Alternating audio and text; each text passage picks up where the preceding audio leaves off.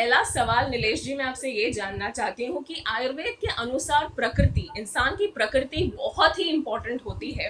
तो ये प्रकृति है क्या? व्हाट इज प्रकृति अकॉर्डिंग टू आयुर्वेद?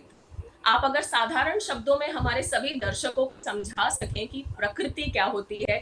जैसे काफी लोगों को अगर एसिडिटी वगैरह होते हैं तो वो कहते हैं कि हमारी पित्त प्रकृति है, या किन्हीं लोगों को कफ कोल्ड ज्यादा रहता है तो वो कहते हैं कि हमारी कफ प्रकृति है। तो ये थोड़ा उलझा हुआ सा है, इस गुत्थी को जरा सुलझा दीजिए और हमें बताइए कि प्रकृति होती क्या है। बिल्कुल आपने सही कहा कि प्रकृति के बारे में हम सबकी जो कॉन्सेप्शन या अंडरस्टैंडिंग बिलीफ्स है वो कंटेम्परेरी जो या फिर हमारी परंपरा से जो हम समझ के मानते आ रहे हैं वो बिल्कुल ऐसा ही है जैसा आपने बताया।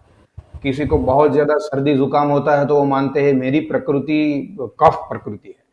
बार बार अगर किसी को एसिडिटी होती है तो वो मानता है मेरी पित्त प्रकृति है।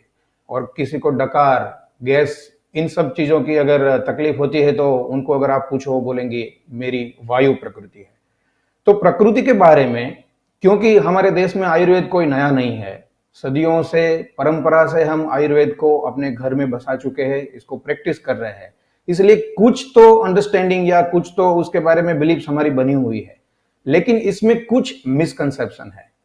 एसिडिटी होना इसका मतलब ये बिल्कुल नहीं है कि आपकी प्रकृति पित्त है, या फिर सर्दी जुकाम होना इसका मतलब ये बिल्कुल नहीं है कि आपकी प्रकृति कफ प्रकृति है। प्रकृति आयुर्वेद का एक बहुत ही अनूठा और अनोखा एक सिद्धांत है, और ये प्रकृति के सिद्धांत पर ही पूरी आयुर्वेद की चिकित्सा जो उसकी नींव है। और यही बात है कि आयुर्वेद दूसरी सिस्टम्स ऑफ मेडिसिन से बिल्कुल यूनिक है।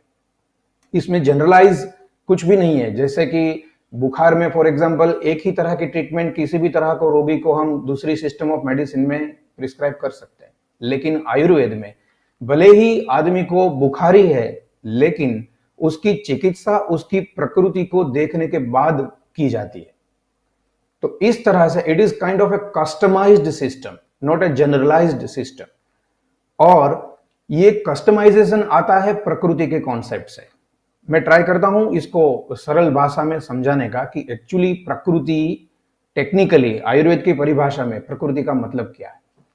हम सब जानते हैं कि हमारा जो शरीर है वो 5 महाभूतों से बना हुआ है। आकाश, अग्नि, वायु, जल और पृथ्वी। ये हमारे कॉन्स्टिट्यूएंट्स है, यही इसी से सबका शरीर बना हुआ है, 5 महाभूतों से। ये 5 महाभूत फंक्शनली कुछ ना कुछ काम हमारे शरीर में करते हैं। और ये फंक्शनलिटी बेसिकली 3 कैटेगरी में हम डिवाइड कर सकते हैं आयुर्वेद की परिभाषा में। शरीर में जो होता है इसमें एक काम होता है हलन चलन, बोलना, गाना, any kind of movement, neurological movement. ये सारी जो मूवमेंट रिलेटेड है दैट इज फंक्शनलिटी नंबर 1। और उसको आयुर्वेद की परिभाषा में कहते हैं वात दोष की फंक्शनलिटी। दूसरा हमारे शरीर में जो काम होता है, जो फंक्शंस होते हैं, that is about metabolism and जो हम खाते हैं, जो भी खाना खाते हैं उसका शक्ति में रूपांतरण, उसका डाइजेशन एंड मेटाबॉलिज्म। तो ये डाइजेशन और मेटाबॉलिज्म रिलेटेड जो फंक्शनलिटी है उसको आयुर्वेद की परिभाषा में पित्तज दोष में क्लासिफाई किया है। और तीसरा हमारे शरीर में जो होता है दैट इज अबाउट कि हमारा शरीर का जो एक बंधारण बनता है, हमको एक स्थिरता मिलती है, हमको एक आकार मिलता है हड्डियों से, सिराओं से, धमनियों से।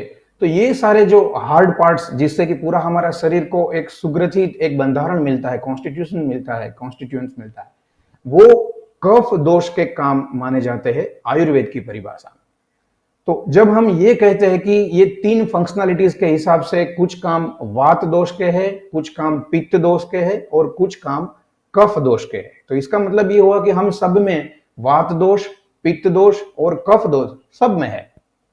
यहां एक बात और मैं कहना चाहूंगा, जब हम कहते हैं वात दोष तो यहां हमको लगता है कि ये कोई खराबी, कोई गलत या गंदी बात है। दोष मतलब इससे कुछ हानिकारक चीज है।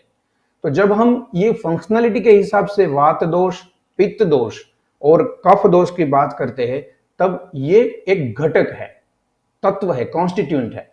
ये कोई उस पार्लेंस में या उस अंडरस्टैंडिंग में नहीं लेना चाहिए कि ये खराबी है। तो इस हिसाब से हर एक व्यक्ति के शरीर में वात घटक, पित्त घटक और कफ घटक, ये तीनों घटक है, लेकिन इसकी मात्रा सब में एक समान नहीं होती है, कम ज्यादा होती है।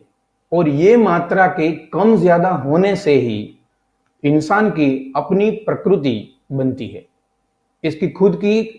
ये जो तीनों वात, पित्त और कफ, ये तीनों घटक के कम ज्यादा होने की वजह से ही लोगों में आपको अलग अलग या डिफ्रेंसिएशन आता है, जिसमें जिसकी मात्रा ज्यादा है उसमें उस कॉन्स्टिट्यूएंट के रिलेटेड, उस घटक के रिलेटेड आपको उसकी कैरेक्टरिस्टिक्स अधिक मिलती है। तो इस हिसाब से प्रकृति जो है वो आदमी का मनोशारीरिक बंधारण है। It's psychophysiological constitution of the person. कुछ कुछ लोग उसको बॉडी टाइप कहते हैं। प्रकृति को बॉडी टाइप कहना ठीक नहीं है, क्योंकि ये केवल शरीर के साथ जुड़ा हुआ नहीं है। प्रकृति है साइकोफिजियोलॉजिकल, मनो शारीरिक बंधारण। व्यक्तिगत स्वभाव शारीरिक और व्यक्तिगत स्वभाव मानसिक, ये दोनों इसके साथ जुड़े हुए हैं। और इसके डिफरेंशिएशन के हिसाब से आयुर्वेद सभी मनुष्यों को 3 प्रकार की प्रकृतियों में विभाजित करता है, वर्गीकृत करता है। वात प्रकृति वाले इंसान, पित्त प्रकृति वाले इंसान और कफ प्रकृति वाले इंसान। सो आई होप इससे प्रकृति क्या है इसकी थोड़ी समझ हम सबको आ चुकी होगी।